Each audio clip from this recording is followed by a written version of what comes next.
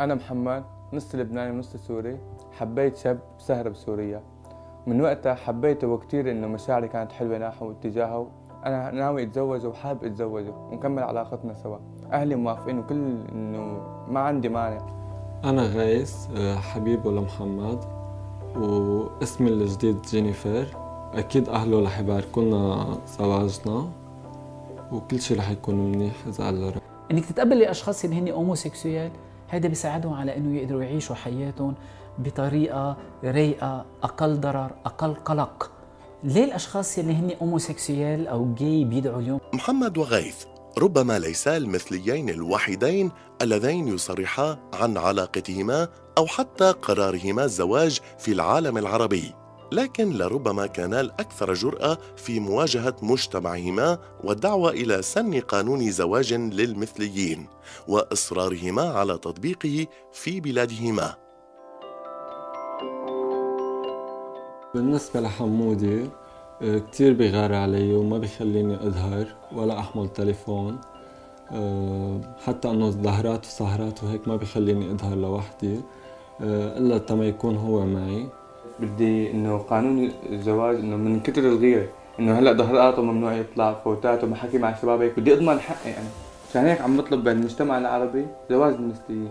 مستقبلا إن شاء الله حنبني أسرة، بهالقصة أكيد إنه نحن ما حنقدر نجيب أولاد، رح نتبنى ولد. ولذلك أنتم اليوم عزيزي تطلقون رصاصة الرحمة على معركتنا من أجل الحرية، لأنكم تضعون العرب أمام الجهاد. خليني بلش وتقولون بالزواج. في نقطتين بدي أقول لك إياهم ليس أولوية. بس نقطتين باختصار لو سمحت.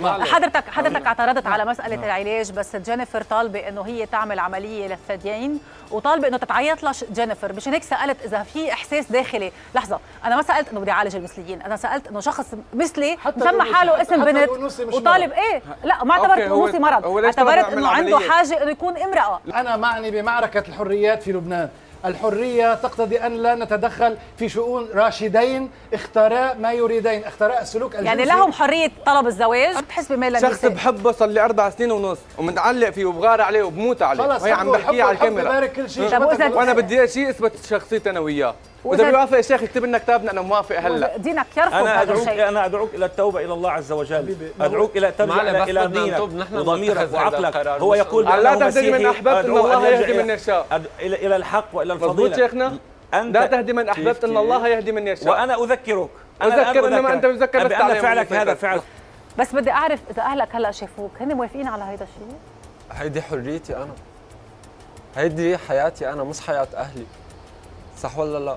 هيدي حريتي انا وياه، نحن اخترنا هيدا الشيء بدنا نكفيه.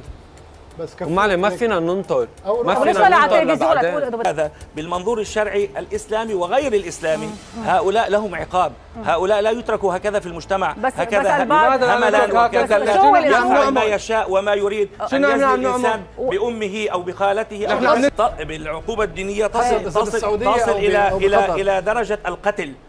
نعم، تصل الى درجه معناته انت داعش واحد تماما. انت مريض شيخنا، معناته تفكر كل لا يعالج هذا الشيء. هذه الفئه التي احضرتموها هذه فئه انت مريض خارجه عن العقلانيه والاخلاق. بس منك هين قادر تواجه ثلاثه مثل عنتره بن شداد. بسم الله عليك. لا انا ما بعرف يعني الشخص شو عم يحكي. هلا نحن ما بدنا غير شيء، بس نحن طالعين نعلن زواجنا، طالعين بس نعلن زواجنا وبدنا نبلش من هيدا الشيء. بدي اطلب ايدك تتجوزني.